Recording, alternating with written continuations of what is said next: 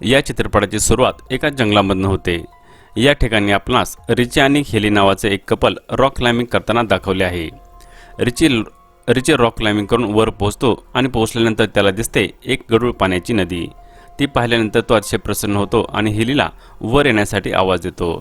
Haley वर चढत असताना तिचा पाय घसरतो आणि ती खाली पडणार तेवढ्यात ती त्या दोरखंडाला अडकते आणि या झटक्यामधून ती सावरून पुन्हा एकदा वर चढण्याचा प्रयत्न करते आणि मदतीसाठी रिचीला आवाज देते, परंतु रिचीचा कसलाही रिस्पॉन्स येत नाही आणि तेवढ्यामध्येच तिच्या चेहऱ्यावर वर्ण रक्ताचे थेंब पडतात। ते थेंब पाहून ती अतिशय घाबरते आणि वर पाहते तर रिचीला कोणीतरी उचलून खाली फेकून देत आहे आणि हेलीची रॉक क्लाइम्बिंगची दोरी देखील कोणीतरी जोरात वर ओढत आहे। तेवढ्यात हेली ती दोरी कापून टाकते आणि ती खाली कोसळते। खाली कोसळल्यानंतर तिला रिचीची बॉडी दिसते। तेव्हा हेली पाहते की जंगलामधून तिचा कोणीतरी पाठलाग करत आहे। त्या ठिकाणावरून हेली निघून जाण्याचा प्रयत्न करते, परंतु ते एका टोकदार तारेमध्ये अडकते। त्यानंतर हेलीला जंगलामध्ये कोणीतरी ओढून घेऊन जाते। त्यानंतर आपण पाहतो की या ठिकाणी मागील काही वर्षापासून अशा अनेक घटना घडलेल्या आहेत। काही लोकांनी या ठिकाणी भूतप्रेतांचा वास देखील आहे असे देखील सांगितले जाते। यानंतर त्या जंगलामध्ये आणखीन एक कार जाताना दाखवली आहे। या कारमध्ये कॅरिस नावाचा व्यक्ती असतो जो की इंटरव्ह्यूसाठी जात असतो। पुढे गेल्यानंतर त्याच्या लक्षामध्ये येते की संपूर्ण रस्त्यामध्ये जाम लागलेला आहे, त्यामुळे त्याला इंटरव्ह्यूसाठी जाण्यासाठी वेळ होत असतो। तेव्हा तो गाडी बाहेर येतो आणि शेजारील ट्रकवाल्याला विचारतो की ते काय झाले आहे। तेव्हा तो सांगतो की पुढे एक ऑइलचा टँकर पलटला आहे, त्यामुळे हा जाम उघडायला 4 ते 5 तास लागतील। त्यानंतर कॅरिस हा पुन्हा आपल्या गाडीत येऊन बसतो आणि तेवढा वेळ त्याच्याकडे नसल्यामुळे तो पुन्हा वापस जाण्याचा निर्णय घेतो। कॅरिस आपली गाडी घेऊन वापस जातो आणि जाताना तो ऑफिसमध्ये सांगतो की मला उशीर होईल, परंतु नेटवर्क नसल्यामुळे त्याचा फोन बंद होतो। त्यानंतर पुढे जात असताना त्याला एक गॅस स्टेशन दिसते। गॅस स्टेशनवर गेल्यानंतर त्याला समजते की या ठिकाणी अनेक गाड्या येऊन पडलेल्या आहेत। गॅस स्टेशनमध्ये गेल्यानंतर त्या ठिकाणी एक व्यक्ती त्याला भेटतो जो की कुठल्या तरी आजाराने ग्रस्त झालेला असतो। तो या ठिकाणावरून ऑफिसमध्ये फोन करून इन्फॉर्म करण्याचा प्रयत्न करतो, परंतु त्या ठिकाणचा फोन हा बंद असतो। तो गॅस स्टेशनला विचारतो की या ठिकाणी जाण्यासाठी शॉर्टकटचा कुठला मार्ग आहे का, आणि त्यानंतर त्याची नजर एका मॅपवर पडते। त्या ठिकाणी एक शॉर्टकट असा रोड असतो आणि तो गॅस स्टेशनचा मालक देखील त्या ठिकाणावरून त्याला जाण्यासाठी सांगतो। कॅरिस पुन्हा त्या ठिकाणावरून निघून जातो आणि एका सुनसान रोडवरून जात असताना त्याला तो रोड दिसतो। त्यानंतर तो त्या ठिकाणावरून आपली गाडी ही शॉर्टकटच्या रोडने जाण्यासाठी आतमध्ये जंगलामध्ये प्रवेश करतो। रस्त्यावर जात असताना त्याला एक हरणाचं मृत शरीर दिसतं आणि ते पाहण्याच्या नादामध्ये तो समोरच्या एका कारला जाऊन धडकतो। कारला जाऊन धडकल्यानंतर त्यामधील लोक बाहेर येतात आणि गॅरिसची विचारपूस करतात, परंतु गॅरिसला त्या ठिकाणी काही मोठी जखम झालेली नसते। तेव्हा गॅरिस त्यांची माफी मागतो आणि झालेली नुकसान भरपाई देण्याचे कबूल करतो। तेव्हा गॅरिस त्यांना रस्त्याच्या मध्यभागी गाडी उभा करण्याचे कारण विचारतो। त्यावेळेस फ्रान्सी त्यांना सांगते एका काटेदार तारेमुळे त्यांचे टायर बस्ट झाले आहे। फ्रान्सी तिच्या दुसऱ्या मैत्रिणींना गॅस स्टेशनवर जाऊन फोन करण्यास सांगते, परंतु असे करण्यापासून गॅरिस त्यांना अडवतो। त्यानंतर सर्वजण चालत जाण्याचा निर्णय घेतात। इवान आणि फ्रान्सी गाडीच्या सोबत राहण्याचा निर्णय घेतात। त्यानंतर बाकी सर्वजण जंगलाकडे जात असताना रस्त्यामध्ये त्यांना मेलेले मुंगूस दिसते। त्या मुंगसाला मधनं कुणीतरी फाडून टाकलेले असते। त्यानंतर पुढे ग्रॅसिमला गाड्या जळणारे टायर दिसतात। त्यावेळेस त्याच्या लक्षामध्ये येते की या ठिकाणी कुठला तरी धोका आहे। त्यानंतर आपण पाहतो की इवामच्या लक्षात येते की जंगलामध्ये काहीतरी हालचाल होत आहे। तेव्हा ती हालचाल काय आहे हे पाहण्यासाठी तो जातो आणि बराच वेळ झाला तरी तो वापस येत नाही। त्यामुळे फ्रान्सी घाबरून जाते आणि ती इवामला शोधण्यासाठी त्या दिशेने जाते। ती जात असताना तिला इवामचा शूज दिसतो। शूज दिसल्यानंतर थोडे पुढे गेल्यानंतर तिला इवामचा कापलेला कान दिसतो आणि त्यानंतर ती अतिशय घाबरते। त्यानंतर फ्रान्सीवर मागणी कोणीतरी हल्ला करतं आणि तिला जंगलामध्ये ओढून नेतं। बाकीचे सर्वजण हे मदतीसाठी पुढे चालत राहतात आणि चालत चालत एका घराजवळ येऊन पोहोचतात।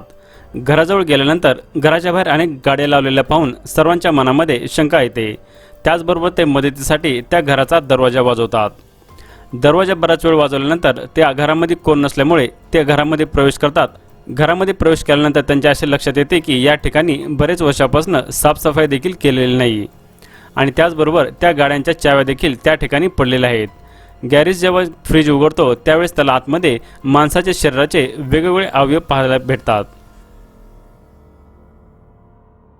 त्याचबरोबर त्या ठिकाणी ते काट्याची तार देखील पाहायला भेटते, ज्यामुळे त्यांचे गाडीचे टायर हे बस्ट झालेले असते। घरामधला नजारा पाहून सर्वजण बाहेर पळण्याचा प्रयत्न करतात, पण त्याच वेळेस गॅरेज खिडकीतून पाहतो की त्या ठिकाणी एक गाडी दुसऱ्या गाडीला घेऊन येत आहे। तेव्हा ते घराच्या मागच्या दरवाजापासून पळून जाण्याचा प्रयत्न करतात, परंतु दरवाजा बंद असल्यामुळे ते घरामध्ये लपून बसतात। तेव्हा ते नरभक्षक घरामध्ये प्रवेश करतात आणि येत्या क्षणी फॅन्सीची बॉडी जमिनीवर फेकून देतात। ते पाहून गॅरिसन आणि जर्सी अतिशय घाबरून जातात आणि यावेळेस आपण पहिल्यांदा या नरभक्षकांना पाहतो।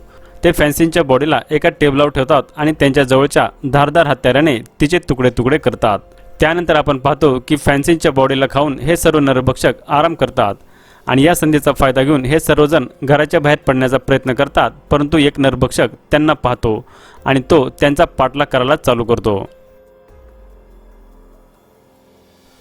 पाहता पाहता त्या ठिकाणी 3 नरभक्षक येतात आणि ते तिघजण त्या सर्वांचा पाठलाग करू लागतात। तेव्हा गॅरिस हा त्यांची गाडी चोरण्याचा विचार करतो आणि त्यांचे लक्ष विचलित करण्यासाठी जंगलाच्या दिशेने जोरजोरात आवाज करत पळतो। तेव्हा एक नरभक्षक त्याच्या पायावर गोळी घालतो आणि त्याला जखमी करतो। तेव्हा स्कॉट हा गाडीच्या दिशेने जात असताना एक बाण त्याच्या पाठीमागून येतो आणि त्याच्या शरीराच्या आरपार जातो आणि त्याचा जागेवरच मृत्यू होतो। त्यानंतर हे तिघेजण या नरभक्षकांची गाडी घेऊन त्या ठिकाणावरून निघून जातात, परंतु रस्त्यामध्ये त्यांची गाडी फसते। गाडी फसल्यामुळे त्यांना ती गाडी त्या ठिकाणी सोडूनच पुढे जावे लागते। हे तिघेजण रस्त्याच्या शोधामध्ये जंगलात भटकत असतात आणि त्यांच्या पाठलाग करत असतात ते 3 नरभक्षक।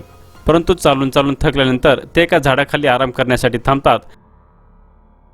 तेव्हा कार्ली त्यांना वर पाहण्यासाठी सांगते। ते जेव्हा वर पाहतात तेव्हा त्यांना एक वॉच टॉवर दिसतो, त्यामुळे ते तिघेजण खुश होतात आणि तिघेजण वॉच टॉवरवर चढतात। वॉच टॉवरवर गेल्यानंतर त्यांना समजते की या ठिकाणी कोणीच नसते, परंतु त्या ठिकाणी एक फर्स्ट एड बॉक्स जर्सीला सापडतो आणि त्या फर्स्ट एड बॉक्सद्वारे ती गॅरिसनची मलमपट्टी करते। कार्ली रेडिओ कॉल करून आपल्यासाठी मदत मागत असते आणि त्याच दरम्यान गॅरिसला खाली कसला तरी आवाज येतो आणि तो जेव्हा पाहतो तेव्हा त्या ठिकाणी ते 3 नरभक्षक येऊन पोहोचतात। तेव्हा ते वर चढण्याचा प्रयत्न करत असतात, त्यावेळेस हे तिघजण मिळून वर येण्याचा रस्ता बंद करून टाकतात। कार्ली आपले लोकेशन सांगणार आणि तेवढ्यात ते तिघजण त्या रेडिओचे वायर कट करतात आणि वॉच टॉवरला आग लावतात। आग लावल्यानंतर हे तिघजण त्या ठिकाणी अडकतात। तेव्हा कार्ली एका बॉक्सच्या सहाय्याने वॉच टॉवरचा एक ग्लास तोडते आणि त्या वॉच टॉवरवरनं ते तिघजण एका झाडावर उडी मारतात। त्यानंतर हे 3 नरभक्षक त्यांना पकडण्यासाठी झाडावर चढतात। हे नरभक्षक वर येत आहेत हे पाहून त्या ठिकाणावरून ते सर्वजण पळून जाण्याचा प्रयत्न करतात, परंतु त्या ठिकाणी कार्ली ही एका नरभक्षकाच्या हाती लागते आणि तो तिचे कुऱ्हाडीने तुकडे करतो।